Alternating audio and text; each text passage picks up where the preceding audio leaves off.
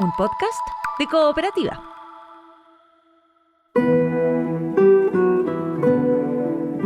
Este es un podcast sobre historias que suceden delante y detrás de la pantalla, sobre las personas que hacen películas, las personas que las ven y las personas que las sueñan.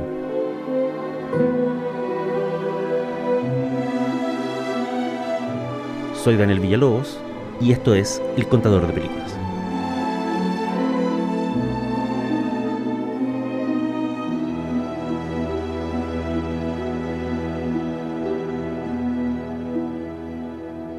Esto es El Contador de Películas y la historia de hoy se llama La película más aterradora que he visto. ¿Cuál es la cinta que más te ha hecho reír? ¿Cuál es el final que más te ha sorprendido? ¿Cuál es el drama de cine con el que más has llorado? A todos nos han hecho esas preguntas, ya sea en el trabajo o en alguna red social, y todos hemos dado alguna respuesta, que casi siempre es inventada en el momento. Pero a veces uno sabe la respuesta. Esto es algo que me pasó a mí. Y como toda esa clase de anécdotas, tiene los defectos y las salvedades del recuerdo personal. Esta es la historia de cuando me topé con la película más terrorífica de mi vida. Debo haber tenido casi 10 años. Todos vivíamos en el sur. Mis padres eran muy jóvenes, pero ya estaban separados. Yo vivía con mi mamá. A veces, en virtud de la política de los acuerdos, me pasaba un día o una noche a la semana en la casa de mi papá. La casa de mi viejo, que en realidad era la casa de mis abuelos, tenía libros, un mueble con porcelanas y un centurión romano de yeso, una vieja radio de esas con ojo mágico iluminado y un enorme televisor en blanco y negro. El televisor en verdad no debe haber sido tan enorme, pero yo lo recuerdo así, porque ya lo dije. Esta es una historia contada de memoria, y todas las historias de ese tipo están equilibradas sobre la inexactitud, el cariño y el espanto. Lo que me lleva a la película más terrorífica de mi vida. Me tocaba quedarme a dormir en la casa de mi viejo. Pero él, que como ya he dicho era joven, más joven de lo que yo soy ahora, esa noche tenía una cita con alguna amiga. Como esa era una época sin celulares ni mensajes de texto, en vez de cancelar uno de sus dos compromisos, el familiar y el sentimental, mi papá me sentó en el living. «Te quedas aquí a ver la tele, y yo voy a estar de vuelta en un rato», me dijo. Si le creemos de nuevo a la esquiva memoria, mi papá esa noche fue con su amiga al cine central de Temuco a ver la Academia de Policía 1. Mis abuelos se acostaron temprano, yo me quedé solo en el living, encendí la tele, y como todo niño de los 80 autorizado a ver la programación nocturna, me sentí el rey del mundo. El canal tiene que haber sido el 7, hoy día Televisión Nacional, porque esto fue antes de 1986, y ese fue el año en que el 13 llegó a Temuco. Antes de 1986, éramos una de esas ciudades tristes donde nadie sabía quién era Don Francisco. Se acabó el noticiario y empezó la película del sábado. Era una historia gótica, de siglo XIX, con mucha neblina y señores con capas y sombrero de copa. La protagonizaba el mismo actor al que había visto en tardes de cine como El hombre de los ojos de rayos X. La película que estaba viendo esa noche de sábado era El entierro prematuro, dirigida por Roger Corman, que se había inspirado levemente en el cuento de Edgar Allan Poe.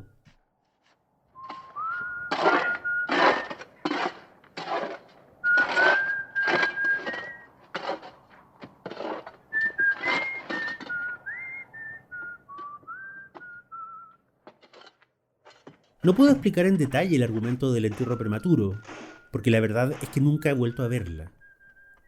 Recuerdo, eso sí, que había una intriga que se resolvía al final, y un doctor que comentaba las miserias de la vida y la muerte mientras tomaba coñac junto a la chimenea. Lo esencial del terror que me causó por años la película de Corman no era su argumento, sino un simple detalle. Esa noche me enteré que existía la posibilidad de que te enterraran vivo. Look at me. Someone look at me. Oh, for God's sake, please. You can't bury me alive. Can't you see I'm alive? God, why can't I move? Why can't I move? De hecho, esa es la obsesión del protagonista que interpreta a Ray Milland. Luego de descubrir que a su propio padre lo declararon muerto erróneamente y lo enterraron vivito y coleando, Milland discurre, con la tecnología del siglo XIX, todas las formas posibles de esquivar ese destino atroz. Reconstruye y renueva la cripta familiar. Diseña un ataúd que puede abrirse por dentro y lo surte con herramientas y un botón de auxilio. Instala una campana que puede agitar desde el interior de los muros. Almacena comida, licores e incluso un órgano musical. Hasta se consigue un invento revolucionario para la época, una caja de cartuchos de dinamita. Y como último recurso, deposita en un rincón de la cripta un cáliz con veneno. Si nadie viene en su auxilio, piensa el personaje, él mismo se despejará el camino al cielo. If his father was prematurely interred. I heard his voice. All right, then prove it. I will. Pero esta es una película de Roger Corman. Así que todo lo que puede fallar, por supuesto que falla. Y en una secuencia que nunca he olvidado, aunque la vi hace casi 40 años, Ray Milland despierta dentro de su propio ataúd. La palanca que debiera abrir la tapa no funciona, así que termina rompiendo el féretro contra el suelo. El cordel que jala la campana de alarma está roto. La escalera de cuerdas que lleva al techo está cortada. La dinamita se ha humedecido. La comida y los licores están descompuestos. El cáliz con el veneno está agusanado. A pesar de todas sus previsiones y de todo su ingenio, el protagonista está condenado a cumplir el horrible destino de su padre. Lanza un grito de angustia y entonces despierta de la pesadilla. Lo que venía después no lo vi. O lo vi a través del miedo, que es como decir que lo vi debajo del agua o desde el fondo de un pozo. La figura de ese hombre, incapaz de escapar de su propio ataúd, de su propia cripta, me dejó congelado. No es que yo fuera un completo novato en eso de ver películas de terror. Me había bancado a Regan en El Exorcista, al niño flotando en la ventana en La Hora del Vampiro, e incluso las historias truculentas de una serie llamada El Teatro del Horror.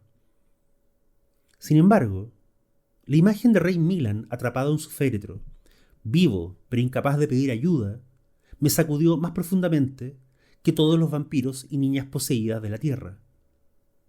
No sé qué película vino después, ni a qué hora llegó mi padre. No creo que haya dormido esa noche. Sí recuerdo que lo primero que hice al día siguiente fue interrogar a todos los adultos de la casa respecto a la posibilidad de que a una persona la enterraran viva. Todos me dijeron que era muy posible, que seguramente pasaba todo el tiempo. Mi abuela paterna me dijo otra frase que alimentó mis pesadillas.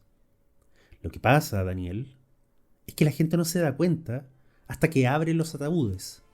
Entonces ven que la persona adentro rasguñó la tapa tratando de salir.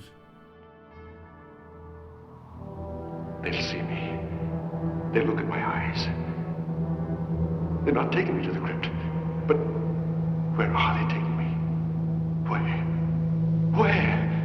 Why can't I move? Oh God, why can't I move? Quiero ser completamente honesto con ustedes y decirles esto. No es que yo le haya perdido el miedo al entierro prematuro. Más bien me esforcé en olvidarlo. Porque en los años que pensé en él, mis años de infancia, la época en que la información era escasa o inexacta, la imagen nunca terminó de salir de mi cabeza.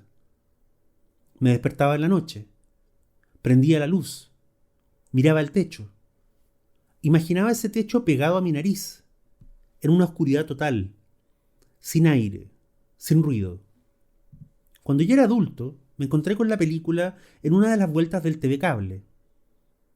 Vi una escena, reconocí la historia y salté de inmediato a otro canal.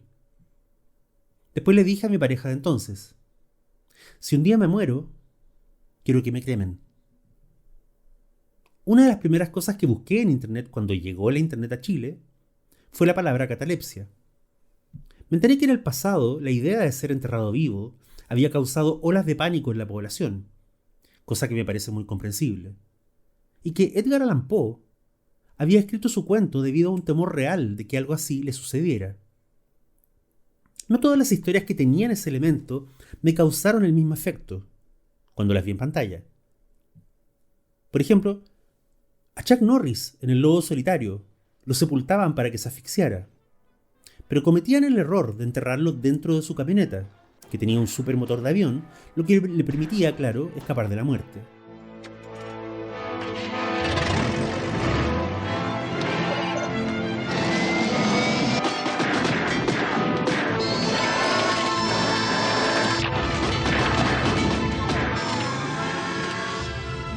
A Uma Thurman, famosamente, la enterraban viva en Kill Bill. Esta noche te enterraré en un ataúd.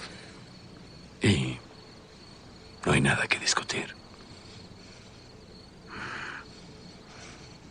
Voy a sepultarte. Pero era obvio que un personaje así no iba a morir de una forma tan mezquina. Y además, todavía faltaba que se encontrara con Bill.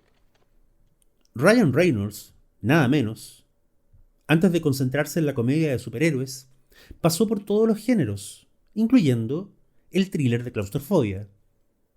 Buried, Enterrado se llamaba. Tenía un final bastante oscuro, pero sin mucha gracia.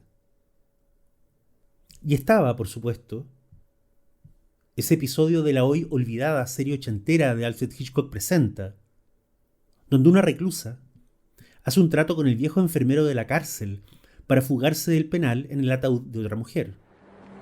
I gotta get out of here, Doc. They watch me leave to make sure I'm alone. Well, not when you bury someone. They let you take a casket out with you. Yeah, but Bury me, Doc. The next time somebody dies, I want you to bury me with her in the cemetery. And then when nobody's around, I want you to come dig me up.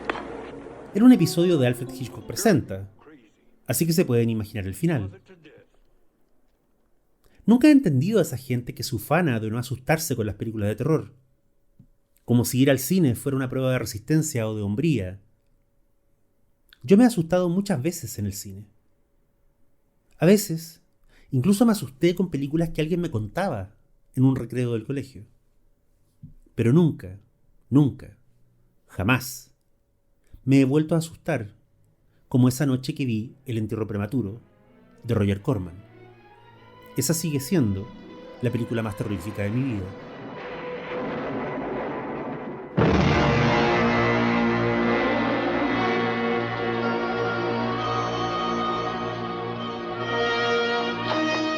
Esto fue El Contador de Películas. Soy Daniel Villalobos. Hasta la próxima.